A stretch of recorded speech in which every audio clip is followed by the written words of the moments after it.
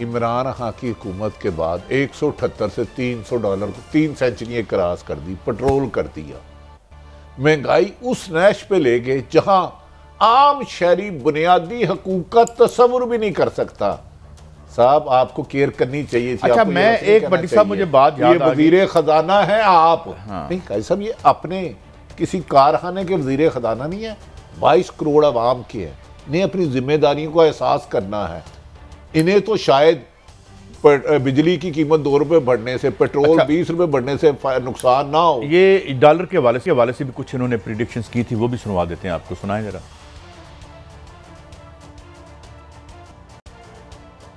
मैं आपको जिम्मेदारी से बता रहा हूं कि रुपए की असल वैल्यू ये नहीं है, ये अंडर वैल्यू है। इसको इससे ज्यादती की गई है, इसमें खेल खेला गया है और हम उनको नहीं छोड़ेंगे। ये मुझे क्या इसका कोई मतलब समझ आया आपको? अभी तक अंडर वैल्यू है, और अंडर वैल्यू है, ये वैल्यू नहीं थी उस वक्त 178 की था। उनका मतलब है यार मैंने तो वादा किया हुआ, मेरी प्रॉपर्टी बाहर अरबों रुपए की डॉलरों और पाउंडों में है, गैर मुल्की करेंसी में है।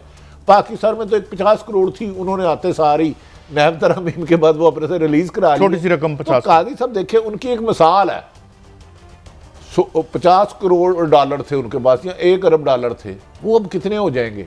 तो काजी साहब जब मुल्क में आज ही मिफ्ता इस्माइल साहब मुस्लिम लीग नून के वज़ीर ख़ज़ाना थे, कहते थे जब सियासत रियासत पर तरजीह जाए सियासत को तो यही हाल होता है। ये मिफ्ता इस्माइल साहब ने इन्हीं के बारे में इसहाक डार साहब के कहा। आज किसी टीवी चैनल पे मुस्लिम लीग मिफ्ता इस्माइल ने कहा है कि इसहाक डार साहब ने चलते बलते मुझे धक्का दे दिया और रियासत की बजाय सियासत को ज़ाती मुफाद को तरजीह दी। तो अब जवाब दें, अब ये डॉलर साहब इसहाक डार साहब से लेना।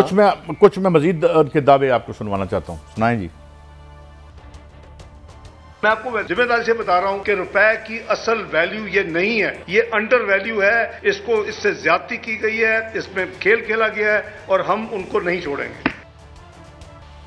अब देखें, अब तो आप आ गए हैं, प्लीज मैनेज करें, हमें डिफॉल्ट से बचाएं, कीमतें नीचे लेके आएं, डॉलर की कीमत कम करें, खुदा का वास्ता करें। अब मोहतरम इसहाक डार उन्होंने कहा कि ये जो 170-80 है, मैं ये खेल नहीं खेलने दूंगा। अब 300 से ऊपर वाला खेल कौन खेल रहा है? अब मुझे बता दें, हुकूमत PDM की है, इसहाक डार साहब मोहतरम वज़ीर ख़ज़ाना है, इस खेल का जिम्मेदार मैं किसको करार दूँ? बीइंग पाकिस्तानी। काजी साहब ठीक है, प्रेशर है आप पर, मैं मुझे आपके चेहरे से तासुर आ रहा है, नजर आ रहा है। किस चीज़ का प्रेशर बड़ी साहब? चलो किसी का भी हो, सहाफ़ियों पे होता रहता, अल्लाह इन सबको खुश रखे। एक कह रहे हैं इसकी कीमत असल 170-80 थी, हम ये खेल नहीं खेलने देंगे। ये 300 वाले का खेल का पीछे कौन है? साहब ये ब्लूमबर्ग की खबर है और मुझे बड़े अफसोस है कि मुझे ये दिखानी पड़ रही है। Market brace for Pakistan default risk as 7 billion debt looms. तो अब यानी मार्केट, उर्दू तर्जुमा पढ़ो कहीं, मार्केट जो है अपने जो इंटरनेशनल मार्केट है वो अपने आप को तैयार कर रही है। खुदा न खास्ता खाकम बदन मेरे मुंह में खाक कि जो $7 बिलियन का जो डिफ़ॉल्ट रिस्क है पाकिस्तान का, ज़ाहिर है जब एक मुल्क में इस तरह की कैफियत होती है तो पूरी जोल्स जो हैं और जो झटके जो हैं, जिस तरह ट्रेमर होती है ना, जिस तरह खुदा न खास्ता ज़लज़ले की ट्रेमर्स होती हैं, तो फिर पूरी जो फाइनेंशियल मार्केट्स हैं वहाँ जा जाता है। तो यार बचा लो हमें इससे यार, खुदा का 7 बिलियन आपके लिए क्या है, या 2 बंदों से 7 बिलियन निकल आएगा। आप खुद ही तो कहते हैं डिफॉल्ट का जब वो आएगा तो पता लग जाएगा। सिर्फ वज़ीर आज़म पाकिस्तान शहबाज शरीफ साहब इतना काम करें, तमाम सियासतदानों को बुलाएं और ऑन ओथ लें कि जितने किसी के बाहर कारोबार प्रॉपर्टी है बेच के पाकिस्तान ले आए, तो अल्हम्दुलिल्लाह ये मुल्क डिफॉल्ट नहीं होगा और इकॉनमी भी बेहतर हो जाएगी। आपके अरबों डॉलर पाकिस्तान में आ जाएंगे। करें ना ये हुकूमत, इस पर PTI भी इनसे तामुन करेगी, क्योंकि पाकिस्तान की ये मतला है। PDM सारी सियासी जमातें आए और सारे रिटायर्ड अफसरान आए, जिसकी बैरून मुल्क प्रॉपर्टी है वो कह रहे हैं पाकिस्तान है तो हम हैं, ले आओ सब कुछ बेच के। और भट्टी साहब पाकिस्तानियों का बकौल शब्बर जैदी साहब 120 बिलियन डॉलर, इसहाक डार साहब 200 अरब कहते थे और शब्बर साहब ने उसको करेक्ट किया अपने तय कि जी 120 बिलियन डॉलर, और जालमों 120 बिलियन बार पड़ा हुआ है और इस मुल्क को टके ना करो, इस तरह वापस करो कुछ। साहब वैसे मुझे लग रहा है जैसे IMF 98 में हमसे कुछ मनवाना चाहता ना, सख्त शराइत लगा रहा है। आजकल भी इसके पसे मंजर IMF कभी इतना बिगड़ता नहीं, कोई ना कोई गेम है। आप बताएं ना बताएं, आपकी मर्जी। यहाँ एक बहुत बड़ी फैमिली है, रॉथचाइल्ड आलम उसका नाम है, उसमें भी बड़ी कहानियाँ लोगों ने तलाश की, वो आके यहाँ मिले हैं। और ये 98 वाली शराइत क्यों रख रहा है, हमसे वो क्या चाहते हैं, क्या मांग रहे हैं, हमें आवाम को कोई इसमें एतमाद में लेगा, मगर खुदा का वास्ता जो करना करो और गरीब आदमी की पेट और रोटी का रिश्ता तो ना तोड़ो।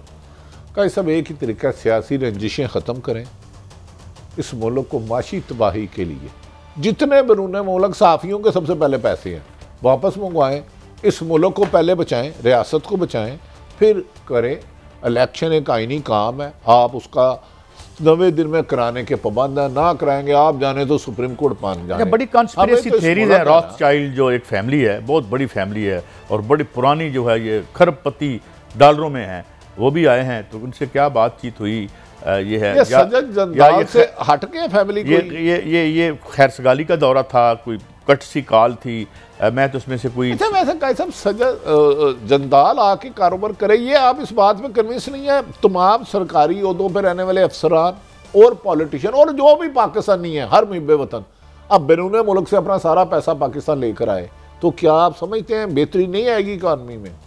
भट्टी साहब कौन लाएगा, जो जहाँ से निकाल के ले गए हैं। बात पता क्या है भट्टी साहब, हमने इस मुल्क को लूट मार का सामान समझा हुआ है। हम इसको इस काबिल भी नहीं समझते कि अपने अकाउंट्स यहाँ पे रखें। मेरा तो कोई बैरून मुल्क अकाउंट नहीं है आज की तारीख तक।